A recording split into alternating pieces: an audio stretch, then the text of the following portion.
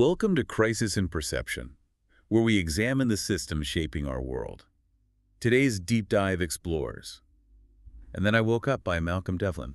And just to be clear right up front, this is not a book review. This is a systems-level analysis of narrative reality systems and belief maintenance. Right. And to set the stage for you, the listener, I want you to imagine you're looking at a video on your phone.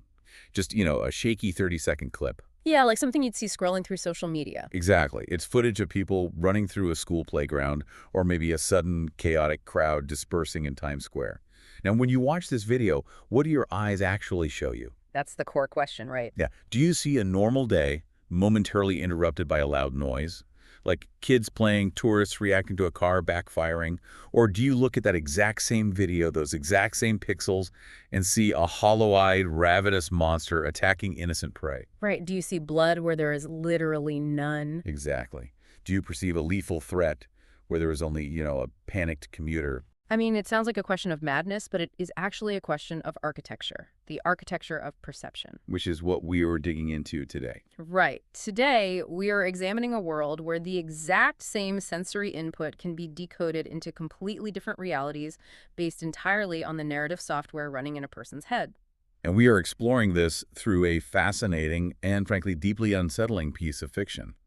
But if you're tuning in for a standard literary review, you might want to buckle up, because we are using this text as a scalpel. Yeah, we are treating this novella as a simulated environment, essentially, to study how human beings construct, maintain, and sometimes violently defend our understanding of what is real. Right. The premise here requires you to immediately throw out whatever pop culture zombie tropes you just visualized.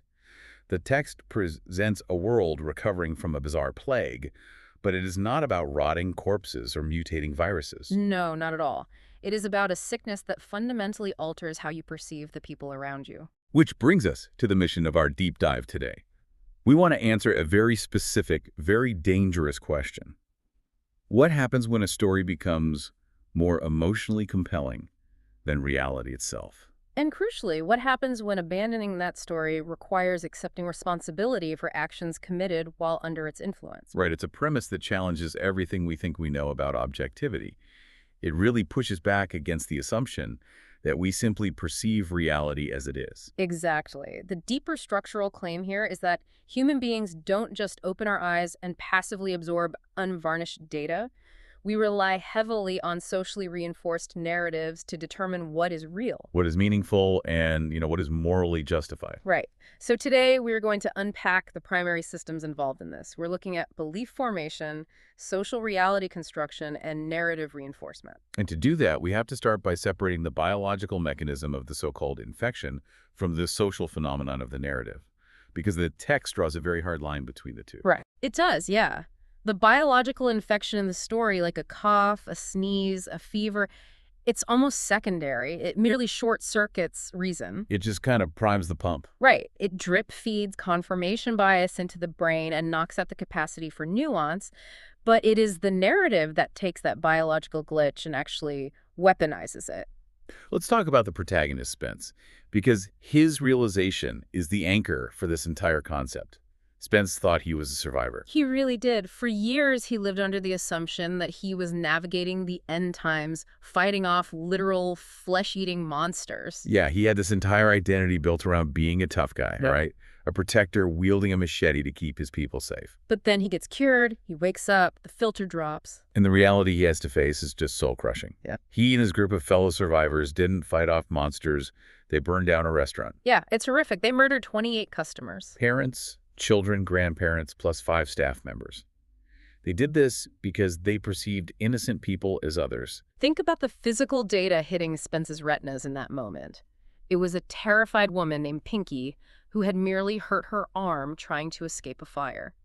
Just a normal person in pain. Right, but the processing center in Spence's brain, which was compromised by the infection and running the narrative software, translated that visual data into a woman who had been bitten by a ravenous creature. Wow, and that forces Spence to ask a pretty terrifying question about vulnerability, doesn't it?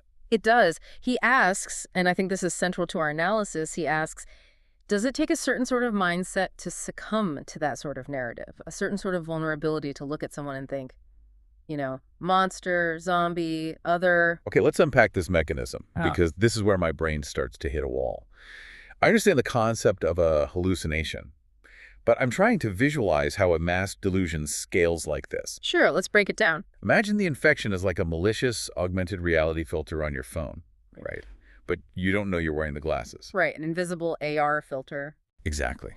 The filter actively paints demonic, rotting faces over your neighbors. It alters how your visual cortex translates the light hitting your eyes. But here is where I push back.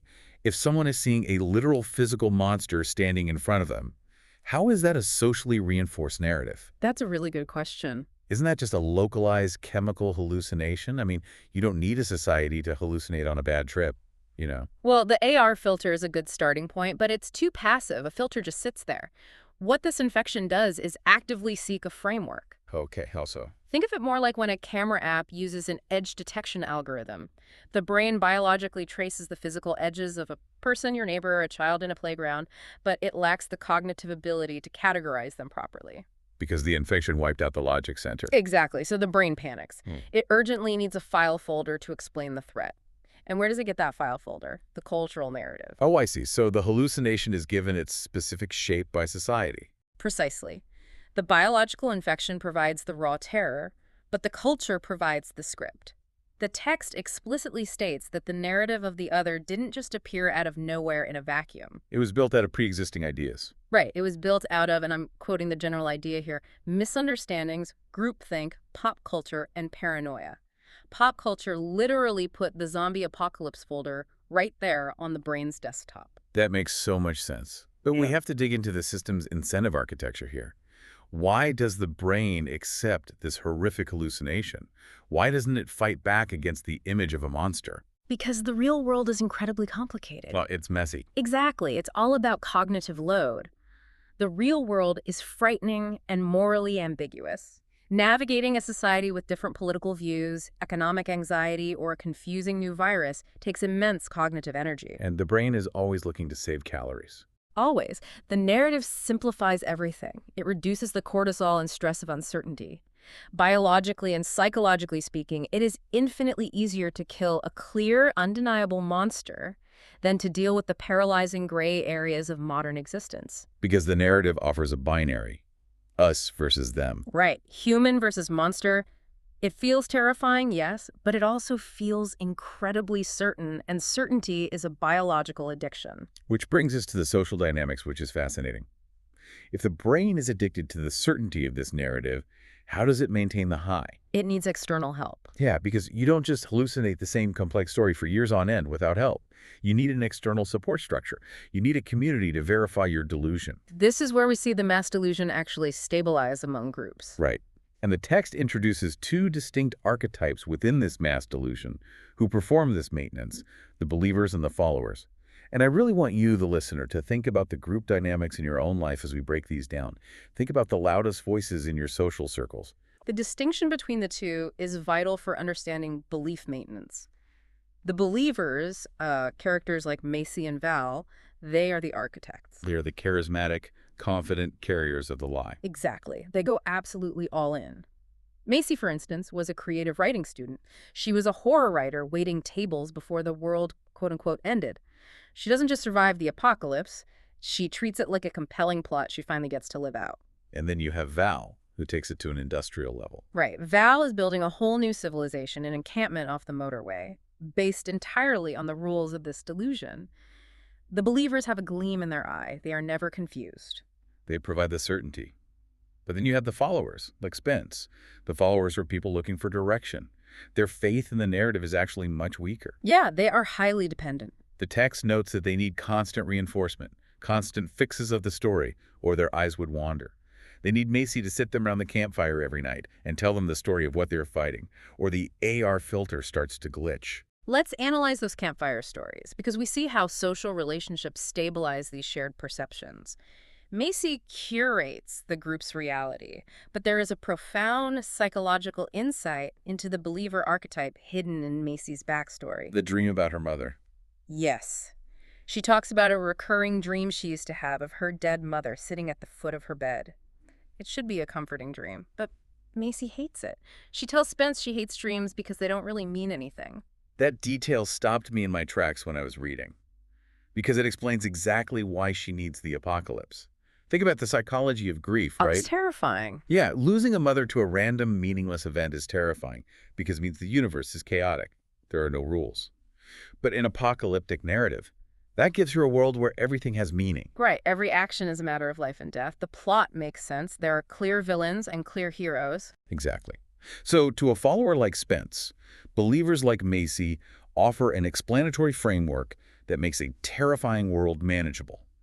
They offer identity, certainty, belonging, and moral clarity. And this is where the external world, the state, usually tries to intervene, which brings us to a massive systemic failure. Let's look at how the military is employed in the story. Oh man, this part is so relevant. It really is. The shadow governments try to step in to stop the infected. They send the army to put down the people acting like monsters. But what actually The happens? total disaster. The drama and the conflict of a literal firefight only prove the end-of-the-world story to the followers. I mean, you can't fight fanaticism with a firefight. No, you really can't. I call this the paradox of forcible de-radicalization.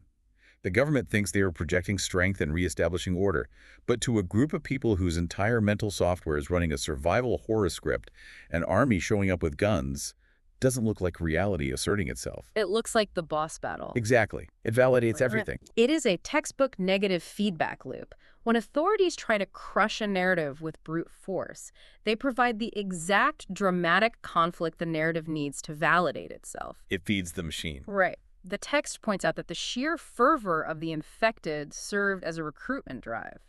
The soldiers, seeing these people acting like ravenous, fearless beasts, well, they catch the infection themselves. Because fear is contagious. Yes, and the narrative rushes in to explain the fear. This is a nested system, you know. You have individual biological belief systems interacting with collective social groups around a campfire, which are then interacting with the blunt instrument of state power. And the state's intervention ultimately just created a massive reinforcement of the delusion. It became a recruitment drive for the sickness. So, we've established the incentive architecture.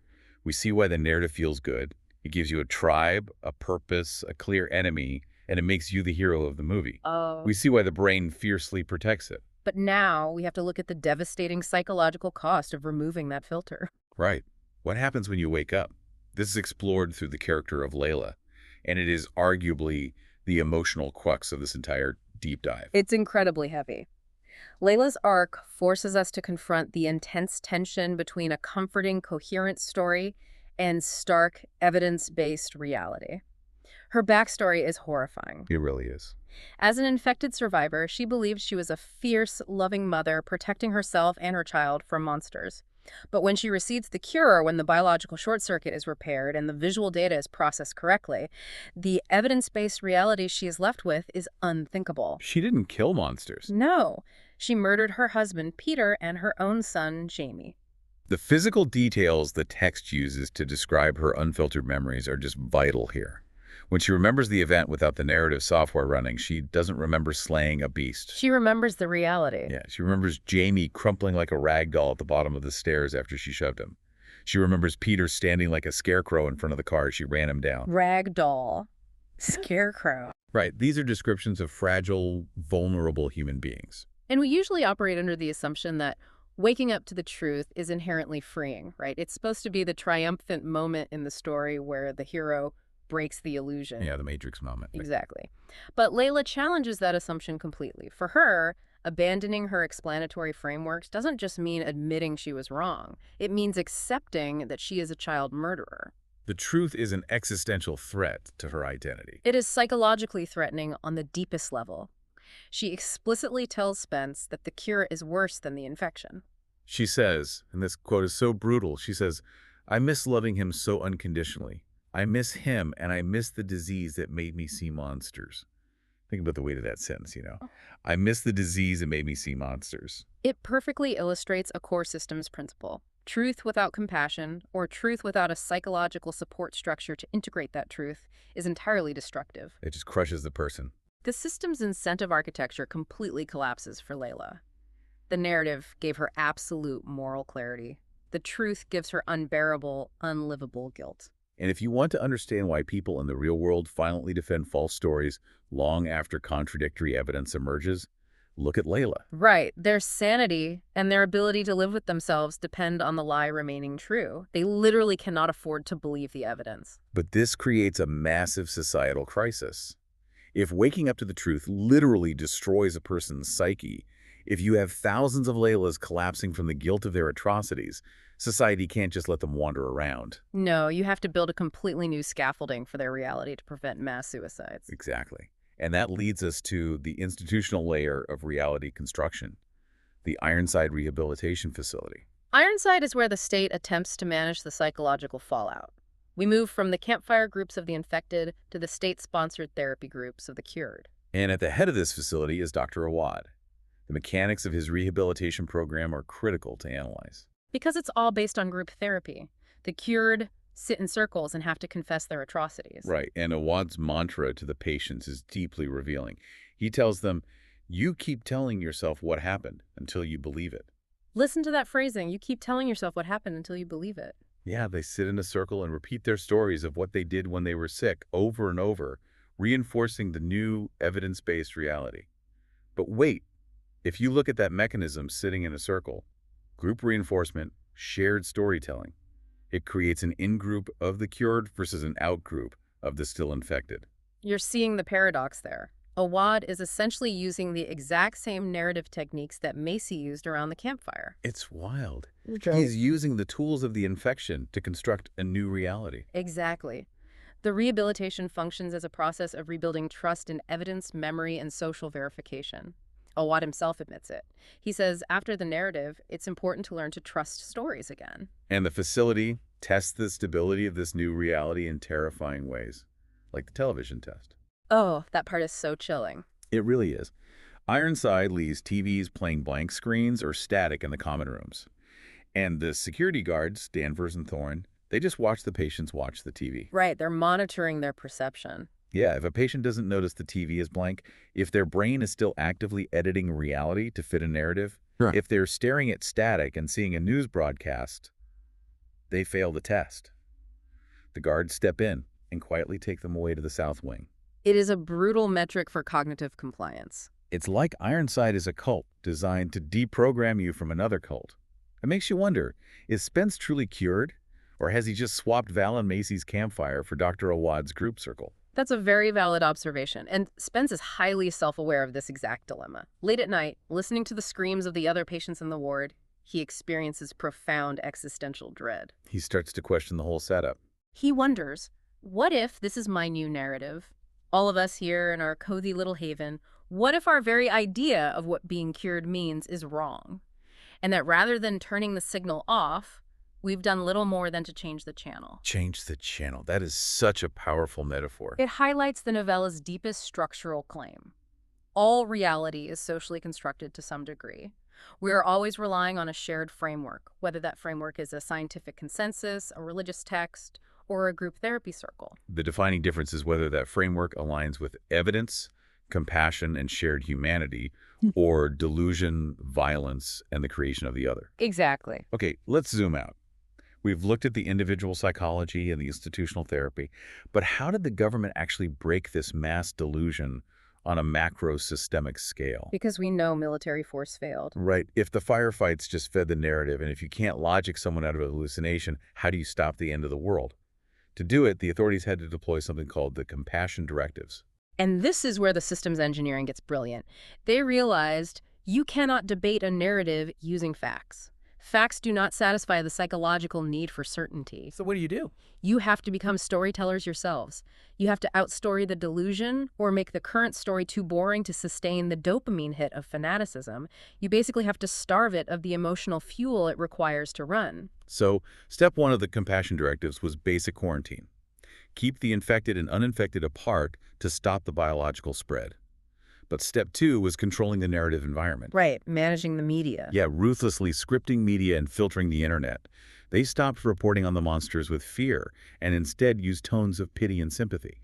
The message shifted to, it's not their fault. By removing fear from the broadcast, they removed the stakes. They removed the epic struggle. But step three is the most vital. They actively weaken the narrative by injecting absurdism. We established earlier that a narrative needs drama, conflict, and internal logic to It survive. needs to feel like a movie. Right. So the government staged surreal, logic-breaking tableaus in abandoned houses, specifically targeting the scavengers who were still running the survival horror script. These tableaus are the most visceral parts of the world building. Imagine you are deeply infected. You are creeping through an abandoned suburban house, machete in hand, heart pounding, expecting a zombie behind every door. You're totally in the zone. Right. And you kick open the master bedroom, and the room is painted entirely bubblegum pink, filled with clear mirrors. Or you go to the next house. A perfect replica of a middle-class drawing room. But the furniture, the rug, the lamps are all bolted upside down to the ceiling. Or you open a bathroom door, and the entire room is built at a 30-degree slant. Or a room just filled, floor to ceiling, with red balloons. Think about the cognitive dissonance this creates. The infected brain is running a highly specific software program designed to process threats in a gritty, post-apocalyptic wasteland. And then the visual cortex feeds it an upside-down living room. Yet the narrative software simply cannot process that input. It's a system crash. Spence calls it a record scratch moment. The juxtaposition just grates on the brain. The story suddenly feels banal, bizarre, and ill-fitting. It creates enough friction to give the doubters, the followers whose faith is already wavering without Macy's campfire, a chance to slip out of the delusion. And the government hid the cure in plain sight, too. Spence starts noticing billboards, road signs, even the back of cereal boxes plastered with messages like W4K3UP, this isn't real, no monsters. They leverage the physical environment to outstray the hallucination. But there's another element that breaks the narrative, which relies purely on biological friction, physical pain. Yes, the text notes that getting bitten by another sometimes inadvertently cures people. Layla actually mentions this. She says getting bitten is the worst way to get cured. Because of the friction between the real and the perceived. Exactly. The mechanism here is fascinating. A person believes they are fighting a monster. They get bitten. The narrative dictates that they should now be infected with a zombie virus. They should feel themselves turning into a monster. But biological reality violently asserts itself. Right. The pain receptors in the leg are screaming that flesh is torn, blood is pooling, infection is setting in. The biological reality of severe human trauma completely conflicts with the perceived narrative reality of a movie trope. The sheer physical friction of the pain wakes them up. The body's demand for actual medical attention overrides the psychological desire for the story. And I have to highlight my favorite scene in the entire text, which brilliantly illustrates how banality defeats epic fantasy. Oh, the bingo hall scene. Yes. Spence finally follows the breadcrumbs to a designated safe zone to get cured. He stands on a street corner across from an old bingo hall in a red van. He's supposed to tap his heels together and say, I want to wake up. It's very Wizard of Oz. It really is. But Spence refuses to click his heels. Why? Because he has sciatica. He literally yells across the street, click fuckity click, take me home, Toto, I've got sciatica. It's such a great moment. And a guy comes out of the bingo hall, just an exasperated soldier hiding a gun, and they have this completely mundane, bureaucratic exchange just to verify that Spence is actually seeing reality. That scene is humorous, but it underscores a profound systemic point about de-radicalization. You cannot argue someone out of a deeply held, identity-forming belief. You just can't. You have to change the environmental inputs until the narrative collapses under its own weight. The sciatica, the bingo hall, the annoyed soldier, they strip away the epic, cinematic scale of the apocalypse. Fanaticism requires grandeur. Banality is its kryptonite. So we've seen how the state hacks narratives on a macro level using absurdism and banality. But as we move toward the climax of the story, we see an individual hacking the system on a micro level. Right, Spence decides to rewrite reality himself. Yeah, to save a single person. And this is where the ethics get incredibly murky. This sequence is where all the systemic observations we've discussed culminate in a deeply personal, morally complex act. Because Layla, as we established, is suffocating under the weight of her guilt. She cannot live with the truth of what she did to her family. So she decides she wants to leave the Ironside facility. She wants to go back out into the wasteland, back to Val's compound. She wants to re-enter the delusion, where she is a protective hero, not a murderer. Right. And Spence goes with her, supposedly just to observe and keep her safe. But Spence understands the mechanics of belief better than anyone at this point. And he recognizes a fatal flaw in Layla's plan. If she goes back to Val's encampment as a cured person, running on evidence-based reality, Val's group will perceive her as an other, or at least a threat to their narrative stability. And they will likely kill her. Exactly. Alternatively, the psychological dissonance of trying to pretend she sees monsters while knowing she's looking at innocent people, well, that will drive her to suicide. So Spence decides to act as a believer for her. He spends a night with her in an abandoned house on Caitlin Street, and he systematically invents a new story. He constructs a narrative where Layla was bitten by a monster, but miraculously, she didn't turn. She is immune. He tells her this story over and over as she falls asleep, editing it, refining it, seeding it into her dreams, performing the exact same function Macy used to perform around the campfire.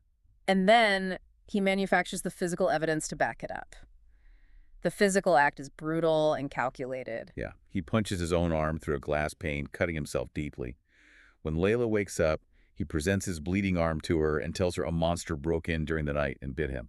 He uses the trauma, the blood, and the confusion of the moment to sell the lie. He shows her he isn't turning into a monster, quote-unquote, proving the new narrative of immunity. It sets the stage for her to return to Val, not as a cured threat, but as a miracle, an immune survivor. But I have to pause here because we really need to talk about the ethics of what Spence is doing. It's very complicated. It is. Spence says in the very beginning of the book that this is a love story, but what we actually witness is a story of profound, deliberate, systemic deception. He literally gaslights a traumatized woman. He does. He admits he is a man gaslighting a woman to send her back to a violent, delusional cult. I kept asking myself, wait, is it ever morally justified to trap someone in a lie? To construct a false reality for them, if the objective truth will literally kill them? It is the ultimate ethical tension of the text.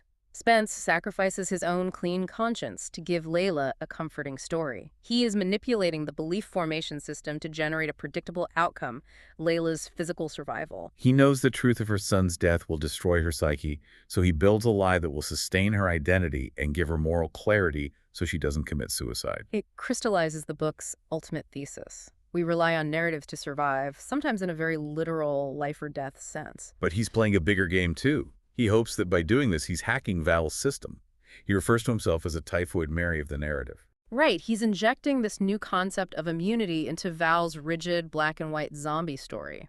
Yeah, he hopes that this new plot twist will force Val's ideology to evolve. Maybe it makes them less violent.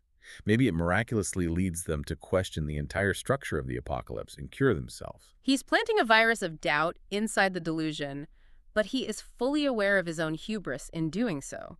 He is playing God with someone else's reality. Yeah, he is deciding what is true for Layla, because he is determined she cannot handle the actual truth. It's a chillingly paternalistic application of systems knowledge, but it's done out of love. Which brings us perfectly to the real-world application of all this. Because Devlin uses fictional zombies and a perception-altering plague as a direct metaphor for real-world phenomena. We're talking about ideological bubbles, algorithmic echo chambers, and media-induced alternate realities. Right. Now, to be clear to you, the listener, we are not taking sides here. The beauty of this systems analysis is that it shows how all sides of an ideology, regardless of political leaning, can fall into these systemic traps. The architecture of belief doesn't care about your politics. It cares about certainty and belonging. Exactly. So I have to ask you the central question of this entire project. What is the crisis in perception here? It is the most important question we can ask, and we must be very precise in how we answer it. The crisis in perception is not simply that people believe false things. It's not just that people see monsters where there are none. No. Yeah. It's not just about buying into misinformation online or falling for conspiracy theories. If we stop there, we miss the entire mechanism. So what is the structural layer that's hidden? The hidden system is that most people completely underestimate how much reality depends upon narrative systems that are socially maintained. The infrastructure through which communities determine what counts as truth, evidence, and legitimacy is invisible to most of us. Like Val's campfire or a Watt's therapy circle. Exactly. We think we are making independent, rational choices based on objective data. But very often, we're just sitting around having our reality socially verified for us by the people we trust. Why do our surface interpretations fail? I mean, why can't we just point at a group running a false narrative, call them crazy or stupid, and move on? Because surface interpretations ignore the incentive architecture. If we just dismiss people as crazy, we fail to see that the narrative is providing them with something vital for psychological survival certainty in a chaotic world, a sense of belonging to a tribe, and a clear identity. You cannot fact-check a psychological need. Right, you cannot logic someone out of a community that makes them feel safe. And how does systems analysis change our visibility of this problem? By mapping the feedback loops, we see that fighting stories with facts often fails. Just like fighting fanaticism with a firefight failed in the novella. When we see the system, we realize that to change minds, we must first address the emotional and social needs that the false story fulfills. We have to offer a better, more compassionate narrative. Or we have to creatively disrupt the environment that sustains the delusion, introducing absurdity or banality to break the cinematic spell. We have to understand that perception is not a solo endeavor, it is a shared project. So why should you care? Why does any of this matter to you as you go about your day?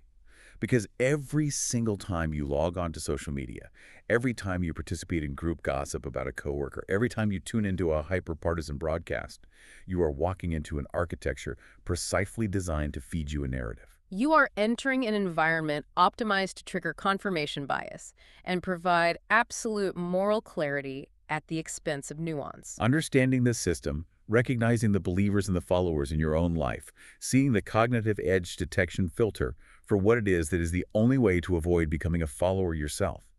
It is the only way to avoid blindly burning down the restaurant because someone handed you a compelling story about monsters. The systems are running whether we see them or not. We are all susceptible to the comfort of a simple story. Which leaves us with a final provocative thought. If our perception of reality is entirely dependent on the social narratives we surround ourselves with, what deeply held, obvious truth are you living by today that future generations might look back on as an unthinkable collective delusion? Crisis in perception is not about telling people what to think. It is about making the systems shaping perception more visible. Because when structural forces remain hidden, meaningful change becomes far more difficult to imagine. Crisis in Perception examines how systems shape belief and how better tools help us see clearly. This project is free and publicly accessible. If you'd like to support the time, tools, and research behind Crisis in Perception, you can become a supporter on Patreon. For a shorter visual overview of this topic, see the mini explainer linked in the description. If you enjoy this kind of systems-level analysis, please like, subscribe, and comment with books or topics you'd like us to explore next.